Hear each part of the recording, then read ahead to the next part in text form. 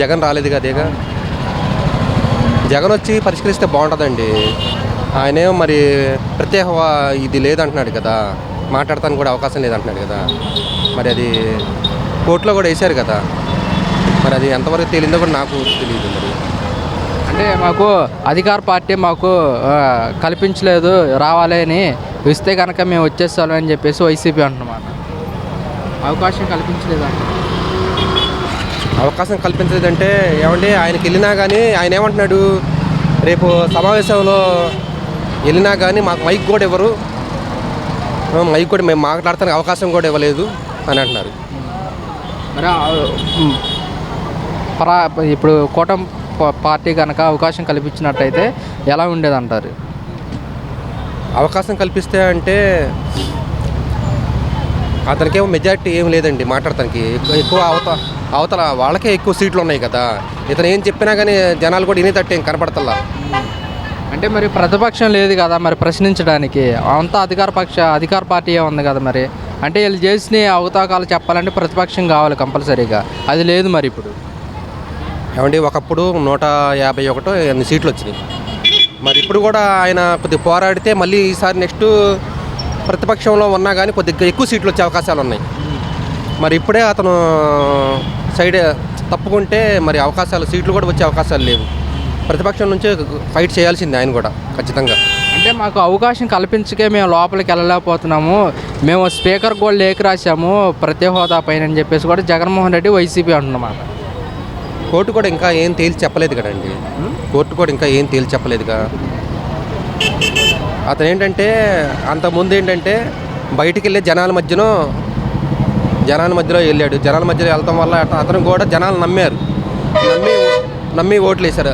అతను ఎక్కువ సంక్షేమ పథకాలే అమలు చేస్తున్నారు. మరి అభివృద్ధి లేదు అనేసి కొంతమంది నమ్మట్లా, అందువల్ల ఆ సీట్లు కూడా తగ్గినాయి. ఇప్పుడు కూడా జనాల మధ్యకి వెళ్తానంటున్నాడు, జనాల్లోనే తేల్చుకుంటానంటున్నాడు. ప్రతిపక్షంలో ఉన్నా కానీ నాకు ఏమీ లేదు, నాకు సీట్ల సంఖ్య కూడా ఏమీ లేదు అనేసి అతను ఇదిగా. అదే వైసీపీ కానీ జగన్మోహన్ రెడ్డి కానీ అసెంబ్లీకి వెళ్తే ఎలా ఉండేది అంటారు? ఆయన ఏమి లేదండి, ఆయన మమ్మల్ని మాట్లాడినెవరు, మమ్మల్ని ఏదైనా తక్కువ సంఖ్యలో 11 సీట్లే వచ్చినాయి కదా, మమ్మల్ని మాట్లాడినెవరు, మా గొంతు నొక్కేస్తారు. మేమేం చేసినా కానీ వాళ్ళు చెప్పించుకునేది వినిపించుకోరు. వాళ్ళు ఎవరైనా అసెంబ్లీ జరిగితే అందరూ ఎలక్ట్ అయిన వాళ్ళు అందరూ కూడా వెళ్ళిపోవాలి, అటెండ్ అయ్యి మరి ప్రజల యొక్క ఇష్యూస్ ఏదైనా ఉంటే దానిలో మాట్లాడాలి. అంటే అధికార పార్టీ మాకు అవకాశం కల్పించలేదు, ప్రజల తరపున మేము మాకు తెలియదండి. అలాగే బాగానే ఉంటుంది జరిగితే అందరూ అటెండ్ అయితే వైసీపీ దీనికి వెళ్ళలేదు సార్. వెళ్ళకుండా ఎందుకు ఉంటుంది, వెళ్తుంది. వెళ్ళలేదు అంటే మాకు ప్రతిపక్ష హోదా కల్పించలేదు, మేము వెళ్ళాలి కంపల్సరీగా. అటెండ్ అయితేనే కదా వాళ్ళు ప్రాబ్లమ్స్ ఏమైనా ఉంటే చెప్పేది. మనకి ఏదైనా ప్రాబ్లం ఉందనుకో చెప్పుకుంటే వాళ్ళు కన్వే చేస్తారు. అంటే మాకు అవకాశం కల్పించలేదు, ప్రతిపక్ష హోదా ఇవ్వలేదు కదా. వెళ్ళపోతే మనతో వస్తాం, వాళ్ళది కాదు మనతో. ఎందుకని మరి ఆ ప్రాబ్లమ్స్ కొన్ని ఇప్పుడు అపోజిషన్కి తెలుస్తుంది, వీళ్ళకి తెలుస్తుంది అని వీళ్ళు చెప్పరు కదా. రూలింగ్ పార్టీ చెప్పదు కదా, అపోజిషన్ పార్టీ చెప్పాలి. అపోజిషన్ పార్టీ వెళ్ళకపోతే మరి ఎవరు చెప్తారు? అదే వైసీపీ అంటుంది మాకు అవకాశం కల్పించినట్టయితే వెళ్ళి ప్రజల తరపున పోరాడేవాళ్ళమే, మాకు అవకాశం కల్పించలేదు. పోరాడాలి కదా, పోరాడమనండి, వచ్చి పోరాడదా. వెళ్ళేటప్పుడు అక్కడ పోట్లాడాలని ఏముంది, ఎక్కడికైనా వచ్చి పోట్లాడవచ్చు, చేయమనండి, తప్పులేదు కదా. అంటే గతంలో జగన్మోహన్ రెడ్డి స్పీకర్ కూడా లేఖ రాశారు మాకు ప్రతిపక్ష హోదా కల్పించాలని కూడా. అది వీళ్ళ ఇది కాదు కదా, వాళ్ళ స్పీకర్ వీళ్ళ ఇది అనమాట, గవర్నమెంట్ రూలింగ్ బట్టి ఉంటుంది. అంటే జగన్మోహన్ రెడ్డి గారు కూడా అన్నారు ఇన్ని సీట్లు వస్తేనే రాజ్యాంగంలో ఉందాయంటే ప్రతిపక్ష హోదా కల్పించలేదని చెప్పి. అలా అనుకుంటే సరిపోదు కదా, మనకు ఉండాలి కదా, దాంట్లో పాసిబిలిటీ ఉండాలి కదా. వాళ్ళ రూలింగ్లో ఉన్నప్పుడు వాళ్ళు కొన్ని ఫాలో అవుతూ ఉంటారు రూల్స్, తప్పదు. వాళ్ళనే ఉంది కింద ఐఏఎస్లో ఉంటారు, వాళ్ళంతా ఉంటారు, అందరూ ఫాలో అవుతారు, వాళ్ళు చెప్తారు, అడ్వైజ్ చేస్తారు, ఎలా చేయాలండి. అంటే అసెంబ్లీ బయట నుంచి మేము ప్రజల తరపున పోరాడతాం మేము అని చెప్పేసి కూడా వైసీపీ అంటున్నారు. చేయమనండి, తప్పులేదు అది. ఇక్కడి నుంచి ఏం చేయొచ్చు. ఇప్పుడు అక్కడ అసెంబ్లీకి వెళ్ళి చెప్పాల్సిన అంత అవసరం లేదు. ఏం చేయొచ్చు, చేయమనండి. ఇక్కడ మంచిదేగా, మనం సంతోషపడదాం. మనకు తరపున ఎవరు పోరాడుతున్నారు లేదు. అంటే మరి ప్రతిపక్షం లోపల లేదు కదా, అంటే వాళ్ళు చేసిన పథకాలు కానీ అంటే వెళ్ళకపోతే మనం ఏం చేస్తాం? మనం ఏం చేయలేం కదా. వెళ్ళండి, జగన్మోహన్ రెడ్డి గారు వెళ్ళండి, ఆయన ఇంటికి వెళ్ళి పంపిస్తాంగా. మనం చెప్తున్నాం, మనం అనుకుందాం. జనరల్ డిస్కషన్లో చెప్తున్నాను.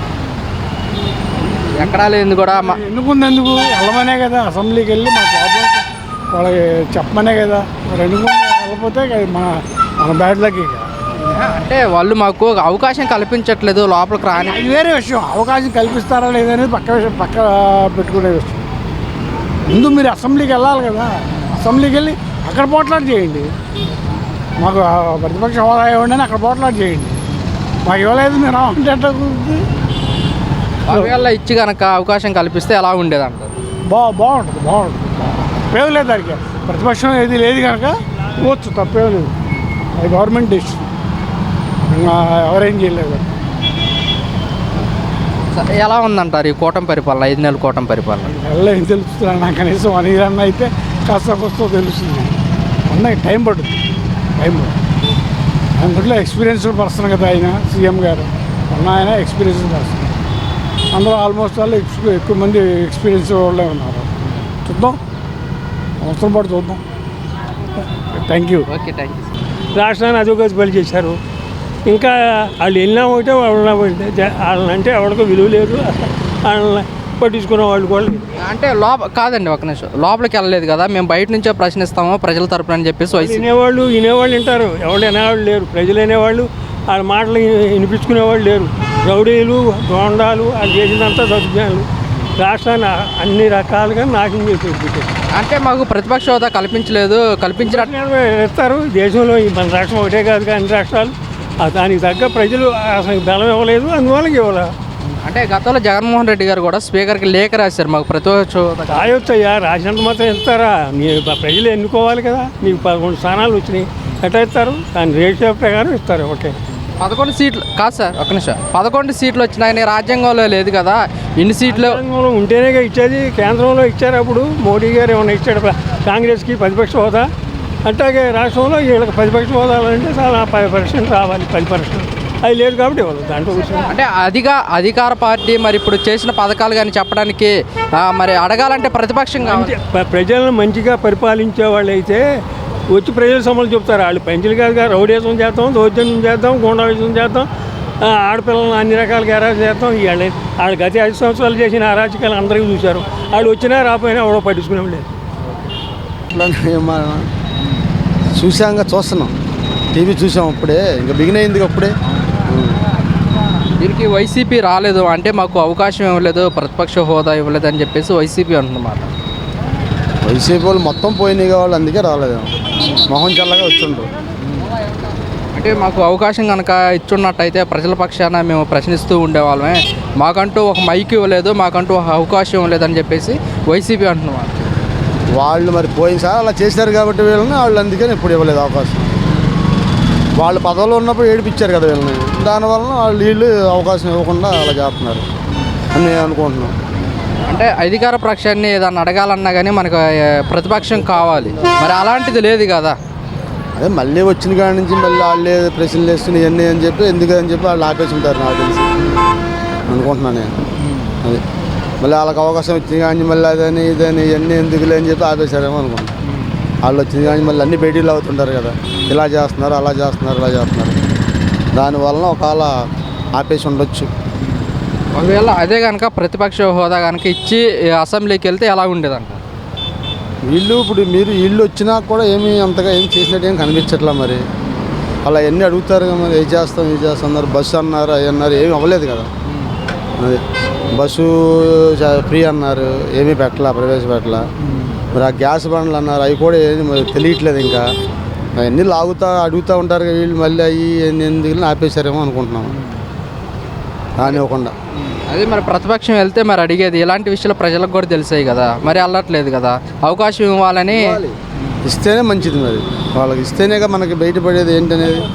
ఏమి ఇవ్వకపోతే వీళ్ళకి వీళ్ళు ఏం చేస్తున్నారో ఎవరికీ తెలియదు. వీళ్ళ పని వీళ్ళు చేసుకుపోతున్నారు అంతే. గతంలో జగన్మోహన్ రెడ్డి స్పీకర్ కూడా లేఖ రాశారు, మాకు ప్రతిపక్ష హోదా కావాలని చెప్పేసి కూడా. అవును రాశారు కానీ ఇవ్వలేదుగా మరి. ఇస్తేనే మంచిది మా ఉద్దేశ ప్రకారం అయితే.